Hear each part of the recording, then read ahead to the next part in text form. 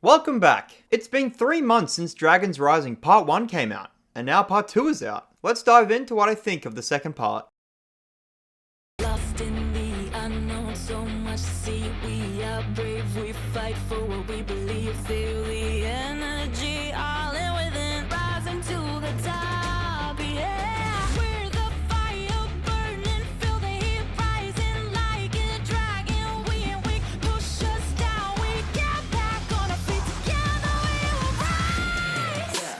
We fight, aim high, spin, fly, behind ninja for what's right. We may fall or fail, but know that we have no fear. True heroes never quit. New adventures calling from within, rising to the top. Yeah, we're the fire burning, feel the heat rising like a dragon. We ain't weak, push us down, we get back on our feet together. We will rise.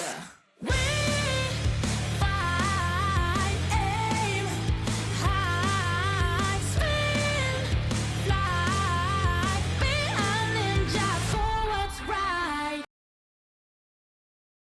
Likes. I like seeing the team working together to save people with the dragons they saved. They also give us more first Spinjitzu lore, which is always great to see. He didn't just make Ninjago, but other realms as well. A coalescence started with all the realms trying to smash into each other, so the first Spinjitzu master created dragon cores, which kept them apart. This makes my recent lore video obsolete, but it's okay, I'm fine. Lloyd has a little character moment where he wants to keep the monastery clean all by himself, just like Sensei Wu did, which seemed to be heading in the direction of him learning to accept help from others, but it's immediately squashed, which is nice. I don't really want to see that for the millionth time. It's revealed that the elemental powers come from the original Source Dragons, with 7 elements. 6 we know as the ninja, but 1 more. Could this be Eren? Who knows? There is a joke about Sora sharing a name with the dragon, and I'm glad they poked fun at it. Lloyd and Eren have a tiny training montage to figure out Eren's object spinjitzu thing. I like this moment, as Lloyd is meant to be his teacher. I really like the episode with the Merlopians taking over the sea town with a giant crab. The reveal of the crab controlling the Merlopians is a neat twist, as you expect the opposite. The Bone Army from Ninjago Core LEGO sets is fully canon. There was one in the first part, but they speak now.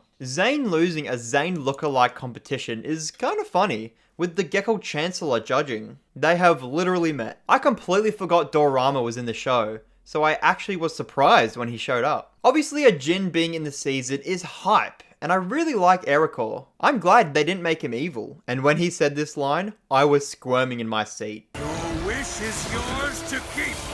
Raptor deserves to die by these snails. Yes, this goes in my likes. Cole returning was obviously going to be a big moment, and he has access to this new rock mech form, which really shows how his powers are the most developed.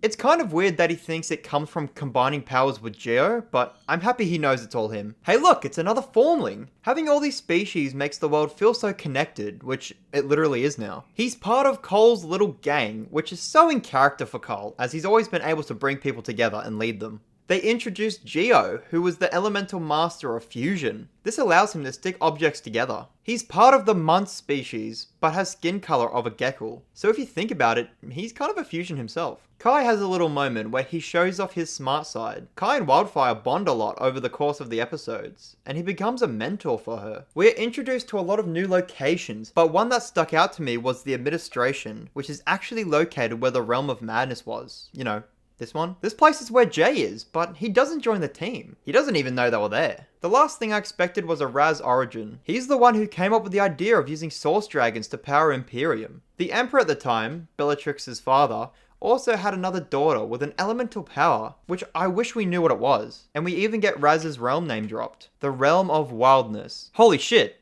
an Action 1 take.